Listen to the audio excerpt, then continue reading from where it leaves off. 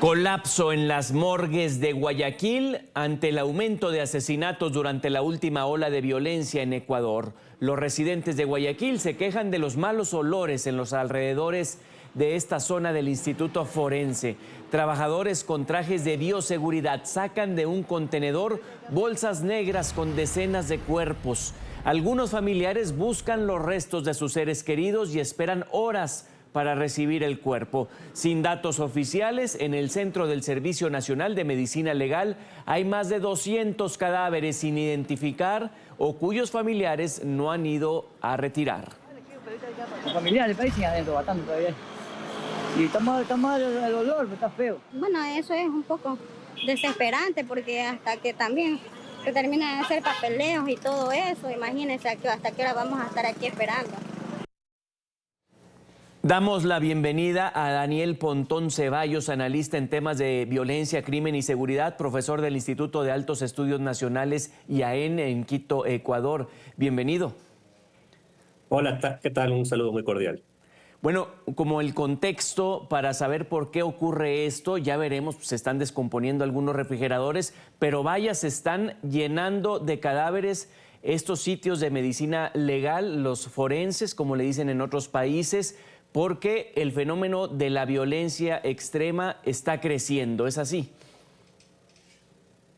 Sí, bueno, las causas de mortalidad son diversas, pero obviamente en el patrón estadístico no ha habido variaciones significativas respecto a otro tipo de causas. Lo que sí ha cambiado es las muertes por causas violentas, específicamente el caso de los asesinatos o los homicidios, que es lo que está generando pues, congestión en el sistema, ¿no? Lo que se sabe técnicamente de por qué está saturado, ¿faltan congeladores? Vaya, no sé el nombre técnico. Sí, bueno, eso en general es como está concebido el sistema de morgues, se llama vulgarmente, ¿no? Creo que al final de cuentas es algo que viene adoleciendo una serie de fallas de los últimos años.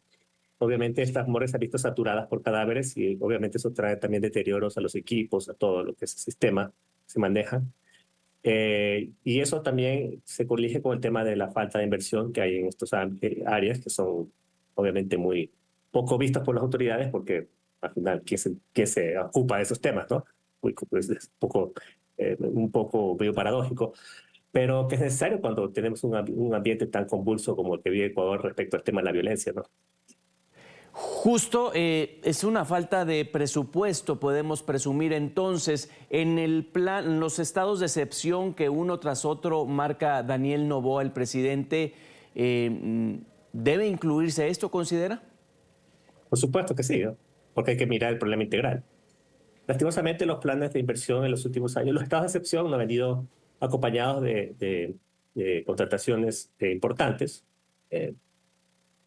Básicamente lo que hemos tenido son un proceso de presencia operativa de las Fuerzas Armadas y Policía.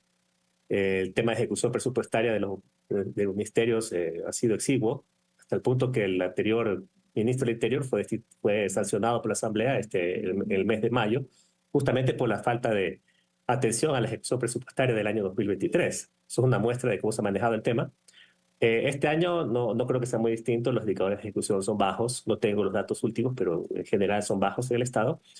Y claro, sí que son bajos, lo que se va es a temas más de logística operativa de la policía, chalecos, ¿no? Automotores, etcétera. Pero estos temas como el morgue, el sistema de morgues manejados por el Departamento de Medicina Legal de la policía no se prioriza. Por lo tanto, tiende a colapsar con el tiempo, porque obviamente la ola de violencia tiende a aumentar y a saturar este servicio, ¿no? Esos estados que mencionamos de excepción no han menguado el tema, continúan creciendo. ¿Y por qué sería que no hacen la función y sigue el crimen, Daniel?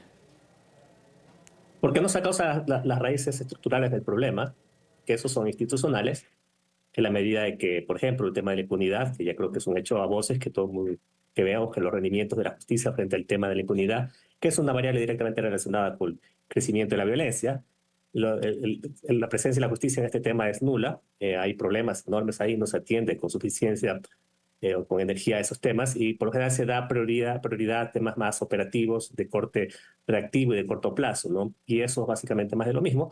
Por lo general el gobierno lastimosamente enfrenta esta carrera frente a la delincuencia un poco solo, porque no tiene un apalancamiento en otro tipo de instituciones que son claves en el manejo de la seguridad, como en este caso la justicia, y en el ámbito preventivo los gobiernos locales, ¿no?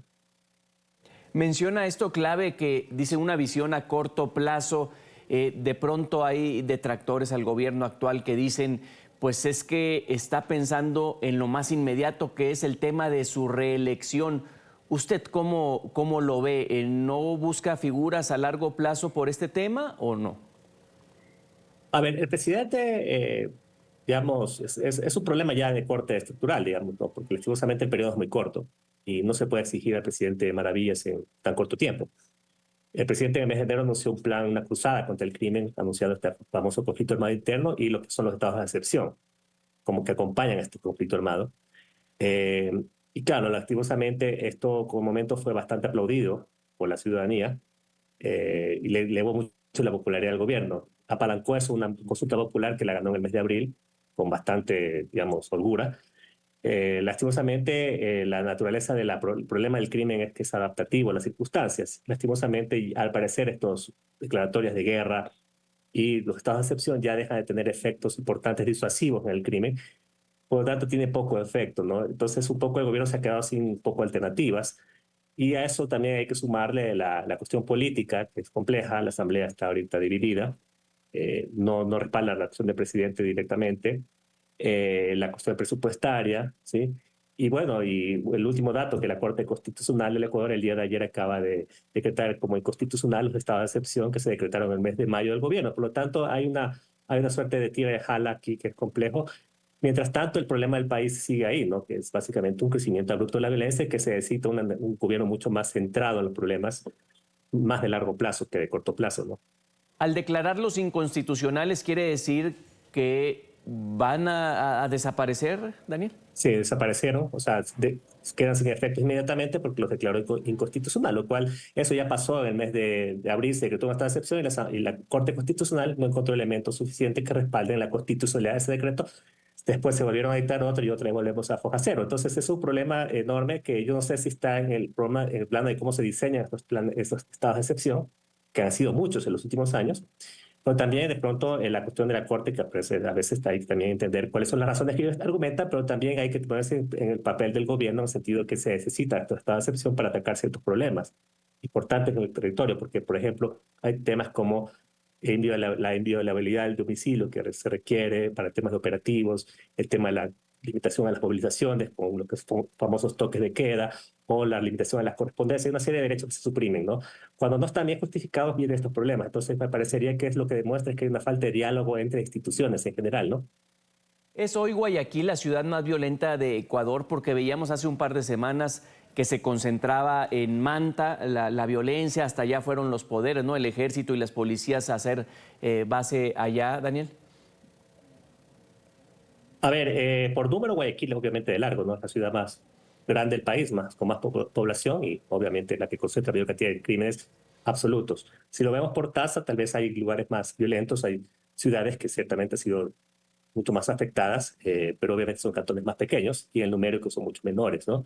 Pero sí, Manta ha sido un epicentro, pero básicamente lo que pasa en Manta es que Manta es un epicentro también del crimen, del narcotráfico, que eso es un problema que también tiene el país muy fuerte, y a eso tiene una ola de violencia que la policía lo reconoce como parte del problema. No en todo, yo creo que la violencia tiene otro tipo de naturaleza, sí, pero Manta un poco se conjugan esos temas y al parecer, según la policía, hay algún tipo de disputas territoriales de crimen organizado internacional que tiene como epicentro Manta, porque obviamente es un puerto importante del país, es un puerto importante del Pacífico y que estratégicamente sirve de ruta importante para los centros de consumo mundial, ¿no? Entonces eso es un poco lo que se ha venido y entiendo que por ahí va la prioridad del gobierno, pero el estado de excepción también, o lo que fue el estado de excepción, estaba a atacar también la provincia de Manabí, que es la provincia donde está Manta. Manabí es una provincia de más o menos 1.300.000 habitantes. Manta es una de las veintenas de ciudades que tiene Manabí, es una provincia bastante grande, ¿no? para el Ecuador, que tiene digamos, otro tipo de realidades. Entonces, la pregunta es si solamente Manta o también toda la provincia. Lastimosamente, este tipo de operaciones que hace el gobierno de focalizar su acción sobre territorios tiende a agotarse también, porque ya lo tuvimos el año pasado con Esmeraldas, ahorita en Manta. La pregunta es dónde va después a hacer ese tipo de operaciones. Lastimosamente no alcanza la energía para tanto, ¿no? La realidad del país es muy diversa y es muy grande. Yo creo que es necesario ya pensar en políticas de corte mucho más nacional con estrategias territoriales adecuadas para el tema, ¿no? Más de amplio espectro nacional. Daniel Pontón Ceballos, analista en temas de violencia y crimen y seguridad. Mil gracias por estos minutos. Muchísimas gracias a ustedes. Son las